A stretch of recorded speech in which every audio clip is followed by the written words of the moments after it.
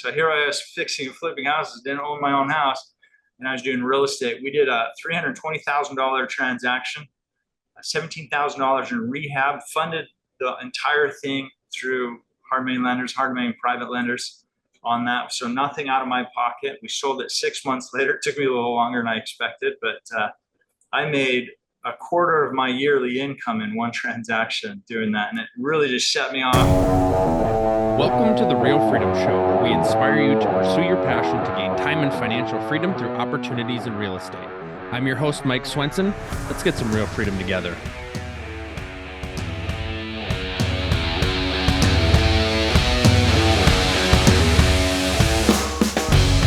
Everybody, welcome to another episode of Real Freedom, where we talk about real estate leverage freedom, different ways that people have achieved or are striving to achieve time and financial freedom through opportunities in real estate. I'm your host, Mike Swenson. If you want to get started on your real estate investing journey or learn more about real estate, check out our website, freedomthroughrealestate.com. We've got all of our content there, videos to watch. As I always share before, the goal is to inspire you, find somebody's story that resonates with you, find somebody's past that resonates with you, transferable skills, whatever that might be, and see how you can get into real estate and start building your own time and financial freedom. So today we've got Nathan Street here, just a crazy extensive background. I'll just kind of hit the highlights and you can chime in. Your main focus is with Novum Wealth, kind of the reason why we're chatting about real estate related stuff, 100% financing, hard money, private money. So we'll certainly dig into that, but really interesting background, selling candy out of your bedroom window at the age of 10, launching an LLC at 17, coaching investors at age 22, flipping properties, build and sold a lead generation company, speaking, author of books, and raising a family of 9 children. In addition to all of that fun stuff, you certainly have your hands full, and then also running a 5-star restaurant as well. So a lot of stuff that you've got going on in addition to the real estate, which is part of the journey. And that's why we're excited to hear kind of how you're able to do that. So welcome to the show, Nathan. Thanks, Mike. Appreciate you having me here. I'm excited to get into some of that too. So yeah, just give us a little bit about your background. Would love to hear some of those, stories or kind of the upbringing and why, how that parlayed into real estate, and we'll just take it from there. Well, let's start with the hard parts. We'll get into some of that first. We'll just go through those. So, as a young kid, I think entrepreneurship was put into us. And I think the better word to put in that is forced into us. I grew up in a pretty destructive house, a little hard to get involved with. You wake up every day not sure whether or not you're going to have a good day or how that was going to work. And so you kind of have to create these mental situations for yourself to protect yourself. And one of those was to adapt to the financial requirements that were placed on us by my father. Yeah, and so I started becoming very creative and wanting to move some of that forward. So yeah, I started my first, at that time, I started my first candy store. I found out that I could buy a packet of Skittles at 25 cents for the whole packet, right? And then there's 50 pieces in there, half a cent each. If I sold them for 2 pennies, I made a very good return. So I started doing that with every candy I possibly could and would open up my window. Yeah, from right after school at 2 o'clock until 5 o'clock. There's always my times every day. And the kids would come from all over neighborhoods and they'd buy the candy. And then I would also do a raffle, which I come to find out, I lived in Utah at the time, but apparently that's illegal. I didn't know that. But yeah, so then they'd come by. I made really good money until one fateful day I got quite depressed and ate all of my inventory and then went to the arcade and spent all my money. But, that's the way that goes. And then from there, everything has always been like, how can I leverage my time? How can I leverage myself? Because every time I go and I do something, my primary thought is, well, why can't I just do what they're doing instead? And that's always been kind of the play on it for everything that I've ever gone into. And then real estate just happened to be, I was lazily sitting at the television. I happened to get one of those television programs that were so prominent back in the 90s that you can succeed, you can do what you need. And I didn't even have the money, honestly, to buy the program. At 17, I was pretty broke. So I convinced my mom to give me $100. So Mom, just give me the $100. I'm going to jump in. I'm going to do this. And she believed in me. So she gave me $100, lent me the $100. I bought the program and started calling right away, ran into some difficulties right away. But I just realized that there was some potential in that. And going back to that, I ran into a difficulty specifically calling realtors. At the time, I didn't have a car. I was broke, obviously. Couldn't even afford the program. But I started calling, and about the fourth call in, I met a realtor. And the realtor, I still remember his last name, we won't throw it out, but I went ahead and I talked to him about real estate and what I was trying to do. And he said, look, son, and I hate that word too, by the way. He said, look, son, what you're trying to do doesn't exist. I've been in the real estate business for 25 years. It doesn't exist. You can't do it, won't succeed. And I kind of gave up for about 7 days. I was like, oh, he's right. I'm not going to do anything. And then I thought, I'm going to just keep pushing. And so I ended up going to a real estate investment club, a local real estate investment club, where I met a realtor by the name of Dusty. And Dusty was like, sure, let's do it.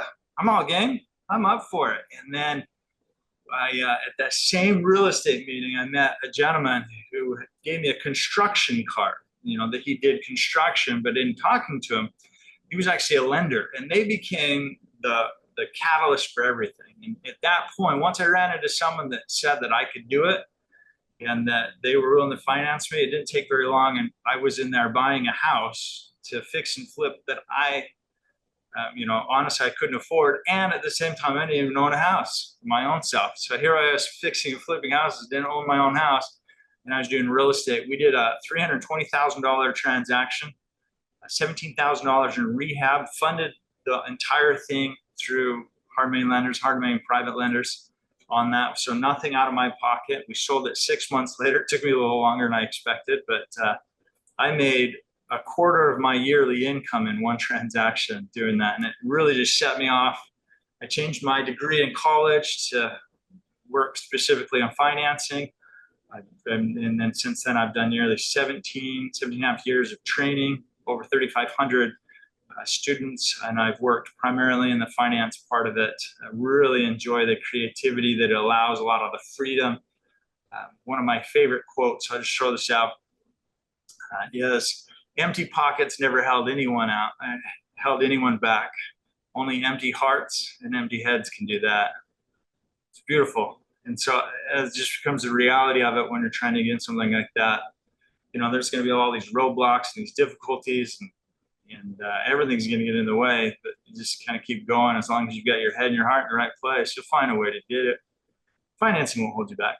I love it because for a lot of people, they think of, financing as restrictive and rules and regulations and that sort of thing. And hearing you talk about it, it's creative, it's fluid. And so there's options in place where I think a lot of people would think like, hey, this is, a rubber stamp or a certain box that I have to be put in. And if I don't fit that box, I'm not going to get the loan or do the financing. So excited to talk about that with you here moving forward. Curious to hear, though, talking about the restaurant. I want to quick here before we kind of go to the real estate side and dig in more about that. How did the restaurant come about for you? Well, that's a great question. I think the restaurant is more just it happened. More than anything else. I've been able to cook most of my life. Going back on my mother, who's been a big benefit, I think, overall in my life. So she not only believed in me for the real estate, giving me the loan, but she would teach me to cook. And it was just the basic stuff, follow certain recipes, and then she would just let me go. And I actually created cookies. They were peanut butter cookies one time, and I failed miserably. It called for a teaspoon of baking soda, and I put tablespoons of baking soda, which is 3 times the amount, and they were just flat disgusting. And I remember my mom's response was simply, "Yep, well, go do it again. Just don't put tablespoons in." So we threw out the batch and made a new batch, and they went fantastic. And through that, I just learned to love to cook. I've cooked most of my life. I find it very relaxing. And as my wife was searching for another investment to get into. She does her own investing as well, business entrepreneur. And she's like, hey, this guy's selling his restaurant. I think it'd be great for you. Why don't we do it? And so we came up with the concept. I put together the recipes and we pushed it out, and we've done very well with it. To give a little tout on that, we currently have 128 reviews in under 10 months, and every one of them is 5 stars. We have nothing less. So it's kind of a hybrid quick service restaurant, but it's good stuff. Are you looking to get started or scale in real estate investing but don't know your next step? Are you overwhelmed thinking about finding deals, analyzing deals, doing due diligence, and managing properties on top of it? Go ahead and push the easy button and invest with us. Real estate investing is what we do full time. We've done dozens of deals with hundreds of doors. We have the knowledge and experience to handpick the best deals that most investors can't find. We've got large off-market deals all the time where you can hopefully find returns and economies of scale that you just can't find on your own.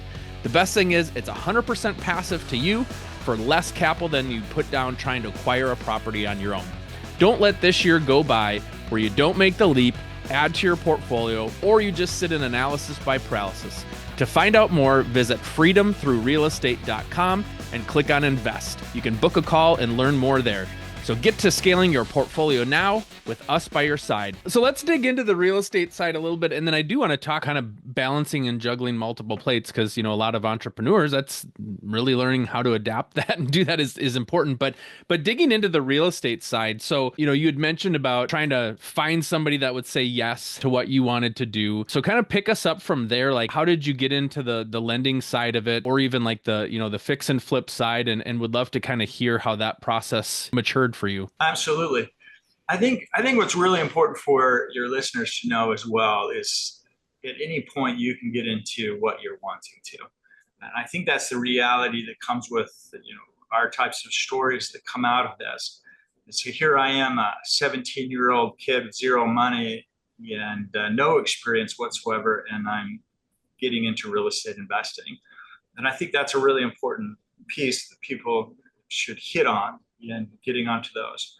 Now, knowing that I had no money, and knowing that I had, literally nothing, I had to find all of the pieces that were missing. And initially, like I mentioned, people said that it can't be done, but I figured that other people did it. Why can't I? I was just trying to be my own personal story on that. And as far as getting into those and getting to 100% financing and that type of thing, it is the minute that I met Daryl. Daryl is that hard money lender that initially just looked at the asset itself and just said, hey, there's the house. It's got some value. It's definitely worth quite a bit more than what you're buying it. I'll fund the whole thing. And as soon as he said that I could, for me, and I didn't even know other people had previously done it up to that point, but as soon as he said that I could, I knew that I could. I knew that I could just do it again. And what I started doing is learning how I could do it more and more in different scenarios. For example, I had the opportunity to speak to someone that was selling a mobile home park. Now, I've never owned a mobile home park, don't know how to do it. I don't know what's involved. At least I didn't at that point. And in speaking to him, he wanted quite a bit more money than I originally had to get into it. But he wanted out, he was interested. And all I simply did was talk to him about the option. What if we were to do some kind of seller financing?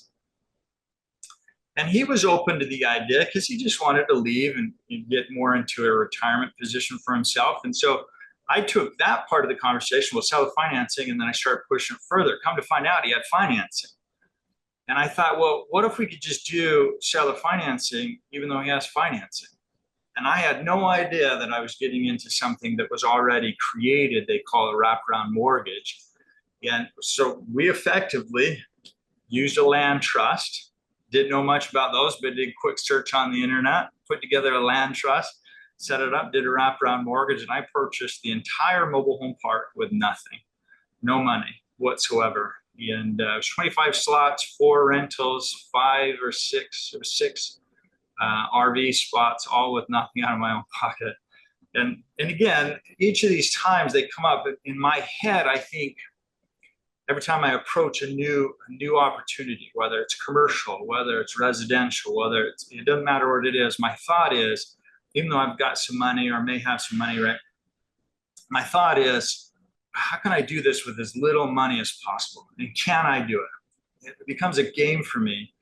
And that's really where I focus. And I try to put it as much together as I can, because I know in reality I can do it. And then when it does happen, I can teach other people, this is how you do it. I just did it. So talking about, finding ways to do it for as little as possible. I think a lot of people, maybe traditional thinkers, and this is where I love people who are in the creative financing space, because they just think of all these different options and all these different possibilities and what you can do. And like I said, I think a lot of times early investors tend to think inside of these boxes. So walk me through finding deals and starting these conversations with owners, where an owner might be thinking, or we maybe with our limited thinking might be thinking 20% down, whatever that might be. Like, how do you start those conversations with people? And it starts in your mind first, right? Like realizing that people are open to this stuff is really where it starts. But walk through that process for somebody of like, how do you go about doing that versus the traditional way that you think real estate purchasing should be done? Sure. Well, first, we'll give it kind of a touch points on that. First, you simply have to know that it can be done. Mm-hmm. We have been taught through school, and unfortunately, the realtors teach this as well. You've got to go to the conventional route because that's what they're so familiar with. That's what everyone is so familiar with. But at no point in high school or university was there ever brought up, hey, here are all these options. So again, the first one would be number one, it can be done. It can be done. Regardless of maybe what your own thinking or outside thinking is, it can be done. So that's number one. Number two, what I suggest is finding a foundation that you can go, okay, I know I can do this one. Well, what about this next option? So for me, it was hard money financing.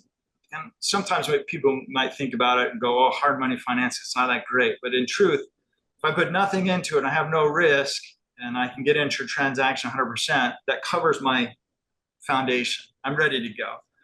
Then I know I can buy, even at that point, I know I can hit whatever it is that I need to, at least that. Then I can say, well, will this work? And if it doesn't, that's okay. I can still fall back on my previous. And I can go, oh, yeah, I can still do hard money. I can still do 100% financing hard money if that doesn't work. And the great thing is every time I've done that, and mentally in my head, because now I can fall back. And I think sometimes people get a little nervous. Like, oh, I don't know if I can try that creativity because if it doesn't work, I'm out. It's not going to work. But if people have that freedom to go, oh, well, if it doesn't work, then I'm still okay. I can still do what I want. I can still get it. Well, let's see if this works. And at that point, once I've gotten to that position, and I've worked with other people to get to that position, just honestly, you can do it. And you can see, even if you fall back, you still have the opportunity. People become much more open to trying to present that. And then once they are open to presenting it to any sellers, hey, would you be open to this? And in their head, they weren't thinking originally, can I even present it? They know, well, if it doesn't work, who cares? I'll just back up and do my old plan. And then they go forward, and then suddenly they go, yeah, I'll do that. And all of a sudden, that whole door now opened up. Oh, well, they'll do it. Other people do. Well, let's just keep doing this. And it becomes very open. Now, for people that might be wondering, why would a seller do something like that? Like, hey, if I could just take all cash at once, or, whatever that might look like, talk about the ways of why sellers are open to these things and the benefits for them. Well, most of that falls back on kind of a seller financing idea or something creatively using seller financing. Well, seller financing actually helps sellers sell their houses faster. There's lots of statistics about it, ranging, it depends on where you read them, but a lot of statistics show that they sell faster. They also sell for more money. Those two things are big. The second one that goes along with that too is that if they take all cash at once, they run into a tax burden. And that tax burden can be significant. My wife and I are looking at her investment house and trying to sell that, and the tax burden is just massive. Trying to figure out ways to creatively manipulate that situation. And seller financing, or a type of seller financing, works really well. Now, I'm going to give you I'm going to give you and your listeners one of my favorite ways to deal with this. So seller financing, if a seller is willing even to consider hearing the concept seller financing, I love to plug in there the term temporary seller financing. And the reason I do that is because temporary seller financing, that temporary word creates an interest in their head because they've not heard that. And here's how I set this up, and this is how I train other people to do it as well as myself. When a seller hears temporary seller financing, they usually say, "What do you mean temporary?" "Oh, I'm just saying for maybe 3 months, 6 months, something like that at most, and then I'll just pay you all off." And here's how we do that. You go in and you do seller financing, they put it up, and as soon as you take ownership, that's the key. Now you got control. And you can even do a deed to them and back. Doesn't matter, either one, so that they feel secure. But now you've set it up, and then you go and you find a bank, be more of a not your traditional bank that'll sell on the secondary market, but you find a bank that'll do what's called a no seasoned refinance. Refinancing means you previously owned it and now you're refinancing, paying off the old loan. So the seller did seller financing, and the minute you take ownership, you start the refinance process with a bank and pay them entirely off. And you've controlled the whole thing. So you had mentioned hard money, and I want to back up a second. For people that are listening to this and don't know necessarily the difference between what a hard money loan is versus, a traditional financing, can you just kind of walk through that quick or explain that quick for those folks that might not know? Sure. On a simpler set, a hard money lender is a private person that's lending their own money. They've probably done it before. They're familiar with real estate investing. They understand the investment style itself, but it's their own money. And because it's their own money, they don't fall under the restrictions and difficulties that were placed on conventional banks by, well, honestly, the government. So it makes it very easy to use, very easy to get into, easy to work with. So talk a little bit then about how, strategically, you just mentioned about having these conversations with sellers, having sellers be open to this idea, single family, multifamily, for somebody listening to this, like, how do you kind of get that ball rolling to be able to grow and utilize these awesome creative options that you've talked about? But as I mentioned earlier, first would be create a foundation, find a good suitable lender that will finance you 100%. And if that's obviously your thing that you're going through. And the reason I suggest 100% is it takes all of the risk out. Because if I fail and I put nothing into it, I lose nothing. Assuming that I do. Now, you likely won't, because the lender's not going to give you financing if you're going to fail, because they know the deal is great, right? Mm-hmm. So once you get into that, that's the freedom point. So find one of those. That's what we do at Novum Wealth. We do the 100% so people can relieve themselves and feel that comfort, because I understand that part of it. In fact, we'll partner with people too, so they learn, they have it, they're learning how to put it together and setting that up. So that's number one. And once they have that, then start doing some additional research. And I can help you on that too. I can give additional information on that, but there's a lot of detail that are out there to help with. And the more you can expose yourself to it, the more you have the opportunity to really open up the potentials, because obviously you can't use it if you don't know it's there. Mm-hmm. If you read and you go to someone's book or you go to someone's blog, or things like that, like you're doing right here with your podcast, and you listen, you're involved, you'll start to hear these things and you go, wait, that's new. I've never heard that. What's the subject to? Oh, well, maybe I should do some research.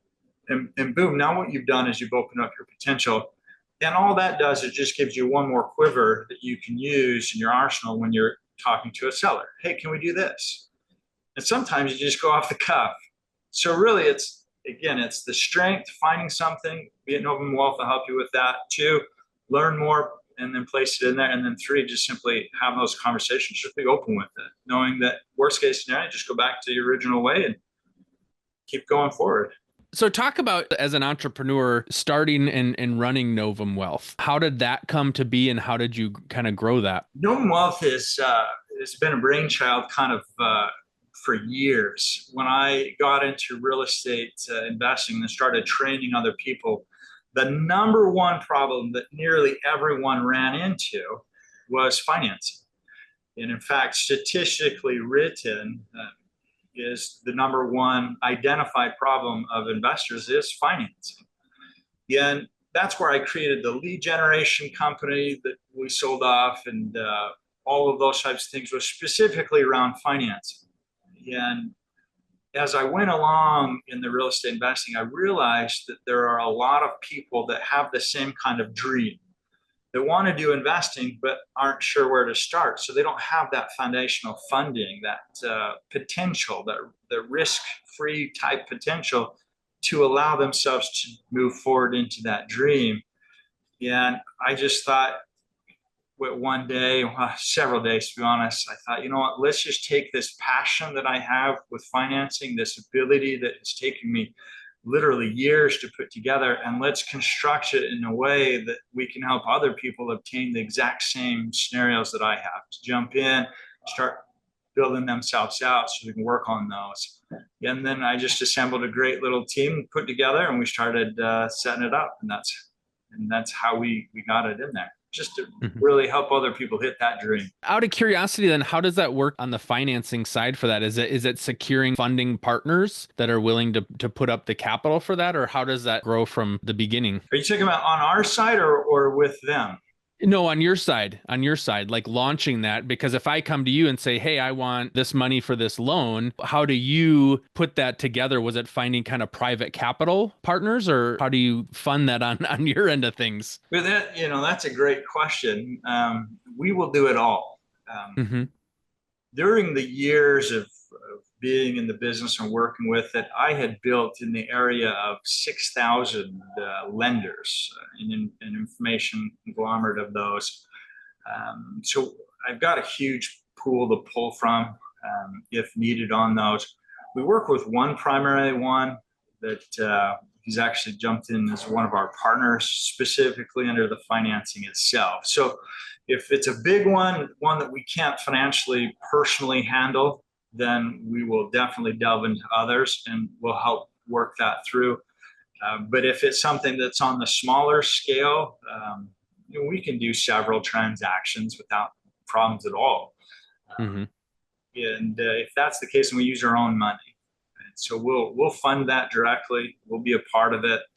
And under the partnership specifically, if we're going to partner on that, we do a lot of our own finance transaction into that portion of it, just so they have the clarity and the freedom to learn and to grow and really make a substantial income. Awesome. Well, I know for people listening that are starting out, like knowing and understanding what options are out there for lending is really important, because like I said, I think, a lot of folks kind of come at this with this closed-minded, limited box kind of theory, and realizing there's people out there that really want to help you and help you grow and do it with as little bit of money out of pocket as possible. And so I think, there's so much out there. So just encourage people to educate yourself, reach out to people like you that can help them see like, oh, there's all these different options. Like you actually didn't realize there's all these different ways that you can do it that you never even thought of that were possible.